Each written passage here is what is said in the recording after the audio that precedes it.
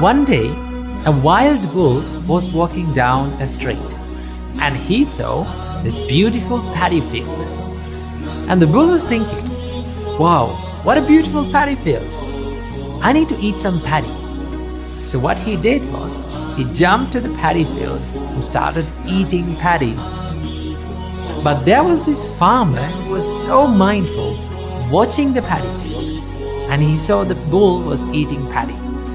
So what the farmer did, he ran across the paddy field and grabbed the bull from its horns and wrapped the muzzle around the horns and gave a huge blow to the bull. What happened to the bull? The bull was confused. So the bull ran away.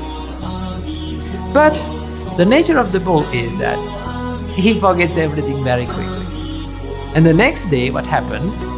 The bull was walking down the same street and saw the paddy field, jumped to the paddy field and started eating paddy again. But there was this mindful farmer who was watching the paddy field. He gave a sound beating on that day as well. So this happened for a little while. But there came one day that the bull was thinking, okay, today I don't want to jump into the paddy field. Why? Because I always get beaten up by this guy. So on that day, the bull didn't jump to the paddy field. On that day, the bull was very disciplined when he was near the paddy field. He went and he passed the paddy field without jumping towards it. So the Buddha used this wonderful story and metaphor to give us a beautiful message. The Buddha says, this is the nature of our mind. It's like a wild bull. Forgets everything, runs towards these evil thoughts, and it has no discipline. So the Buddha says how we should discipline, like that mindful farmer. We have to be mindful and watch our thoughts and take control over it. How to take control over our thoughts? So Buddha give us a beautiful way to do that. The Buddha says, whenever your mind runs towards these evil thoughts, what you have to think? You have to think the downside of all these evil thoughts. For example, if you have hatred in your mind, you have to think, this is not good for myself.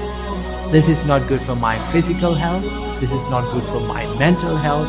And this is not good for me as well as others. My hate is not good for me and as well as others. In that way, by considering the downside and the danger of your thoughts, you can stay away from evil thoughts, and also you can discipline your thoughts. But to do every kind of these things, any of these things, we have to have one beautiful quality, and that is the mindfulness. So the Buddha says, watch your mind like a farmer who's watching the paddy field, right? So without mindfulness, we cannot do any kind of these things. We cannot discipline our mind. We cannot take our mind from unwholesomeness to wholesomeness. So we need to have this beautiful quality of mindfulness. And also we need to consider the danger of our thoughts, because one thought can create a beautiful world, and just one thought can destroy this whole world. That is the power of our mind. So understand that the nature of all of our minds are like a wild bull. So many people complain when they start meditating. They say, oh, my mind is not busy. My mind is not disciplined. It's always busy. It's running here and there. I'm very scattered brain. Well, at the beginning, we all are like that. When we start meditation, our minds start to run here and there. Only when we start meditating, we realize that how busy our minds are, how scattered our minds are. So what we have to do, whenever our mind gets distracted or disturbed or running into these kind of evil thoughts, we have to kindly bring it back to the wholesomeness. You may have to do this again and again. You may have to do it for years, but there will be a day, definitely, there will be a day that your mind becomes disciplined, but only if you keep doing this, right? It's all about the little steps that you take to discipline your mind every single day.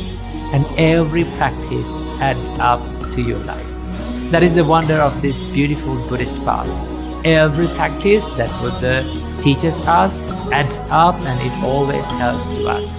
So, I know and we all know that it is not easy to discipline our mind.